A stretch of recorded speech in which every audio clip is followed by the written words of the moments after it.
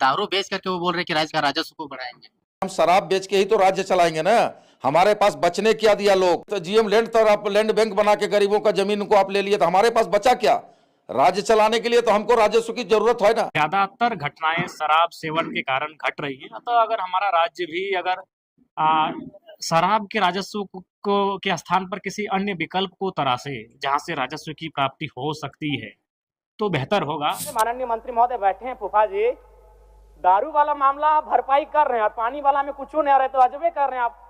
बताइए, दारू एकदम बिल्कुल 2700 करोड़ का लक्ष्य है, आप 2600 करोड़ में पहुंच चुके हैं और पानी में कुछ नहीं आ रहा है। फूफा जी ऐसे चलेगा? बताइए। नीतीश जी का पुलिस क्या करती है? क्या करती है नीतीश जी का पुलिस?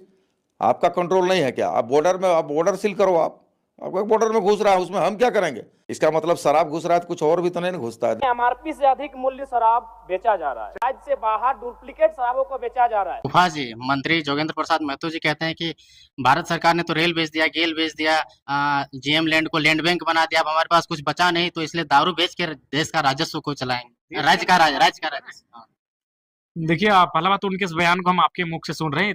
आज का बैठे तो अभी आज का बैठे यानी 1-2 दिन के बाद ही हम लोग सुन पाते हैं। हम लोग थोड़ा सा पता नहीं हो क्या प्रतिक्रिया है आपका? मैंने दारू बेच करके वो बोल रहे कि राज्य का राजस्व को बढ़ाएंगे। हम तो चाहेंगे कि बिहार के तर्ज पे दारू पे नियंत्रण राज्य में होना चाहिए। और चूंकि जो भी हमारी सड़क दुर्घटनाएं घट रही हैं, हमें लगता है कि मैक्सिमम ज्यादातर घटनाएं शराब सेवन के कारण घट रही है। तो अगर हमारा राज्य भी अगर शराब के राजस्व को के स्थान पर किसी अन्य विकल्प को तराशे जहां से राजस्व की प्राप्ति हो सकती है तो बेहतर होगा। इसलिए हमें लगता है इस राज्य को किसी अन्य विकल्प, आर्थिक स्रोत के अन्य विकल्प की ओर अपनी नजर को ले जाने की आवश्यकता है।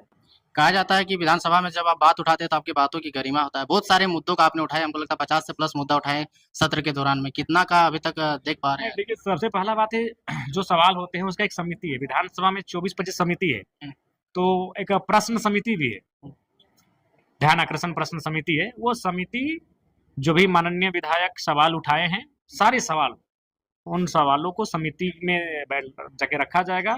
उस समिति के चेयरमैन और जो 3 सदस्य होते हैं और उस समिति के विभागीय पदाधिकारी जो ब्यूरोक्रेट्स होते हैं वो समीक्षा करेंगे और उन पे कार्य किया जाएगा। अध्यक्ष महोदय, इस झारखंड राज्य में बीसीएल द्वारा संचालित 1453 दुकानों का संचालन प्लेसमेंट एजेंसी के द्वारा नियुक्त कर्मियों के माध्यम से चलाया जा रहा है, जिसमें एमआरपी से अधिक मूल्य शराब बेचा जा रहा है, जिसे एजेंसियां हड़प लेती हैं। इतना ही नहीं, राज्य से बाहर डुप्लीकेट शराबों को बेचा जा रहा है। और चूंकि इस विभाग के माननीय मंत्री बैठे हैं, माननीय मंत्री जब सवाल का उत्तर देते हैं और वो जो अंदाज कि कठोर से कठोर कार्रवाई करेंगे तो थोड़ा साहस मिलता है।